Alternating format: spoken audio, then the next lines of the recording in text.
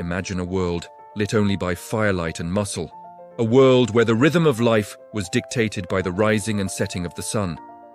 This was our world for millennia. Then, in the blink of an eye, everything changed.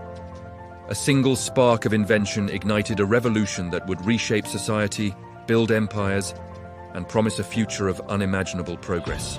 But what was the true cost of this new world? Who paid the price for the gears of industry to turn? The answer is a story not of kings or inventors, but of the smallest hands that built our modern age. Today, we're going to uncover the hidden story of the child labor economy, the youngest victims of industrial progress. The story begins not in a dark factory, but in the quiet hum of a spinning jenny. In the late 18th century, inventions like this and the steam engine were miracles. They were keys, unlocking a potential for production that humanity had never dreamed of. Suddenly, one person could do the work of 100. Water and coal became the new gods, and the factory their temple. This was the dawn of the Industrial Revolution, an era of boundless ambition and wonder. For the first time, it seemed possible to conquer poverty, to build cities that reached for the sky, and to create wealth for all.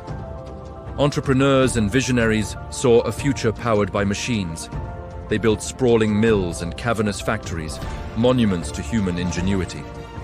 Cities like Manchester and Lowell swelled overnight, drawing people from the countryside with the promise of steady wages and a better life. The air thrummed with the sound of progress, a relentless beat of hammers, looms, and steam engines. It was a symphony of creation. This new economy needed workers, an army to feed the insatiable appetite of the machines.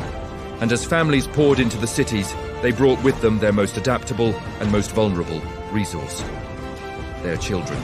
At first, it seemed like a natural extension of life on the farm, where children had always contributed to the family's survival. But the factory was not a farm. It was a different beast entirely.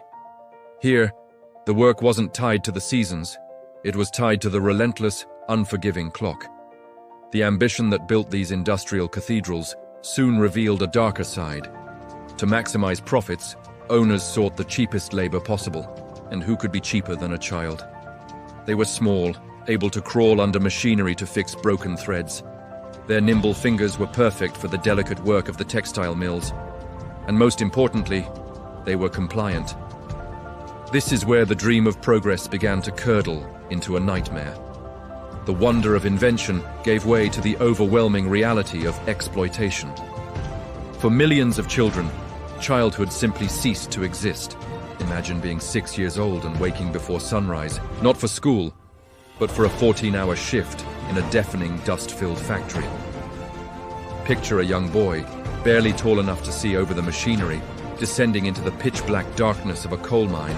His small body used to haul carts through tunnels too narrow for an adult.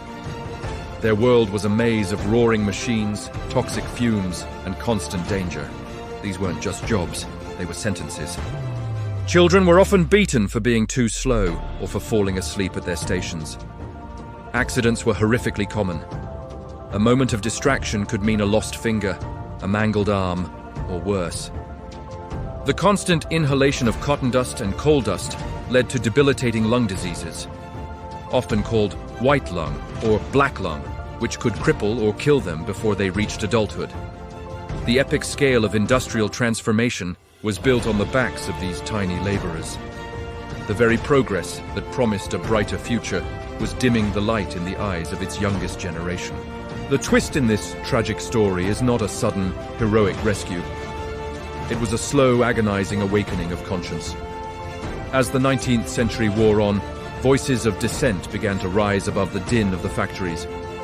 Writers like Charles Dickens and social reformers like Lord Shaftesbury began to expose the horrific conditions. They painted vivid, heartbreaking pictures of the lives of these children, forcing society to confront the moral cost of its prosperity. Their work sparked outrage and debate. Was this relentless pursuit of wealth worth the destruction of childhood? The fight for reform was a brutal, uphill battle. Factory owners, powerful and wealthy, argued that child labor was a necessary evil, essential for the economy and even beneficial for the children themselves, keeping them out of trouble. But the stories and the evidence were too powerful to ignore. The disillusionment with the dark side of progress fueled a new kind of movement. Slowly, painstakingly, laws began to change. The first factory acts were small steps, limiting the workday to a mere 12 hours for children. It sounds barbaric to us now, but at the time, it was a revolution. Over decades, through tireless activism, strikes, and political pressure, the age limits for workers were raised. The hours were shortened.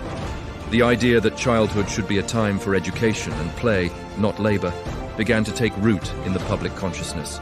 It was a long, painful process of society, learning to place a higher value on human dignity than on pure profit. And so, we arrive at a place of cautious hope.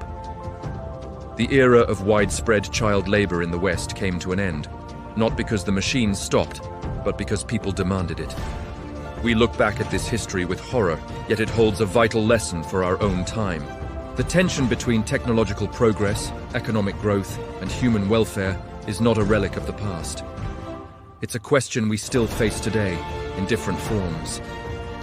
The challenges have evolved, but the core dilemma remains.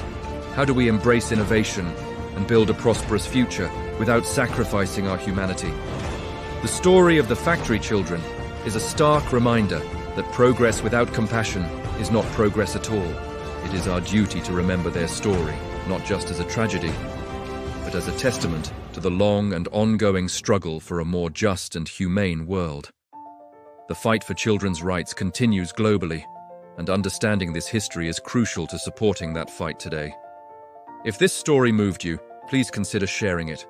The more we understand our past, the better we can shape our future. Thank you for watching, and don't forget to subscribe for more deep dives into the stories that shaped our world.